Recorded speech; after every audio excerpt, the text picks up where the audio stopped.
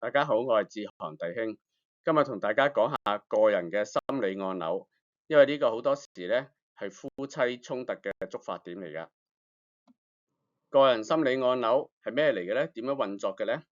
好多時咧呢啲係基於我哋童年或者早年嘅經驗啦。當我哋想起呢個經驗嘅時候，就好似警鐘響咁啦，又嚟啦又嚟啦，歷史又重演啊咁樣。其實喺呢度咧，背後牽涉一啲根深蒂固嘅核心信念啦，附帶有強烈嘅負面情緒啦，譬如感受到受傷啊、恐懼啊、羞恥啊、內疚啊咁啦，同埋咧好多時都有行動嘅衝動啦，攻擊啊、逃走啊、扮死啊咁啦，而呢個反應咧就同當年嘅反應好相似，或者啱啱相反都得嘅。好啦，呢個按鈕出現係點樣嘅咧？現今有一啲嘅處境，令到我哋覺得有啲相似，令我哋諗起咧一啲童年或者早年嘅記憶。咁早年嗰啲感受咧就出翻嚟啦，受傷啊、恐懼啊，即係咁樣。而當呢啲強烈嘅感受出現嘅時候，好多時喺親密關係當中啦，我哋就會感受到危險啦。咁我哋嘅腦咧其實已經自動咧去分析咗1/10秒裏邊咧已經決定咧對方係敵人啦。呢個咧牽涉到一個現象叫做杏仁核嘅騎劫啦。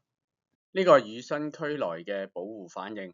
就好似我哋見到危險，有隻獅子啊，或者有條蛇啊咁樣，咁我哋嘅大腦咧經過紅色箭嘴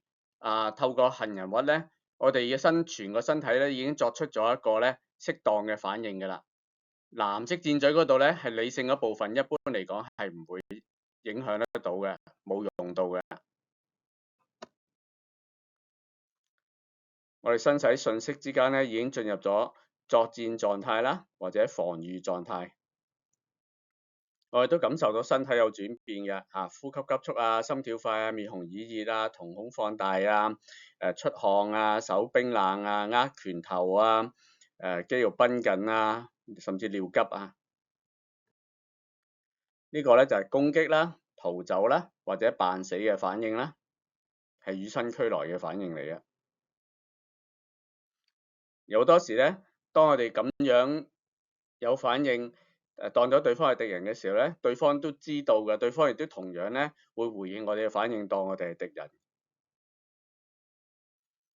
以前我喺兩個影片咧都有分析過呢個現象嘅，一個就係夫妻點解為咗好小事咧，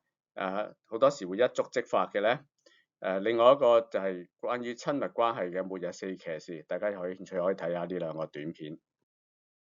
如果我哋將個人心理按鈕比喻做心中嘅一隻野獸，其實我哋心中害怕嘅小孩或者受傷嘅小孩，當我哋感受到係一啲處境，尤其是人際嘅處境，佢出嚟嘅時候，唔同嘅人有唔同嘅應對方法。有啲人會選擇投降，接受人生就係咁噶啦，我一生都係俾人咁對噶啦，我都冇第二個選擇，冇嘢可以做。有啲人會選擇逃避，有咁快走咁快，所有有關嘅人或者事令到我感受到呢隻野獸嘅話，我就會避開佢，迴避佢。有啲人會選擇同佢打過度補償，我唔會再接受有人咁樣對我㗎啦。但呢三種嘅反應都係即時嘅反應，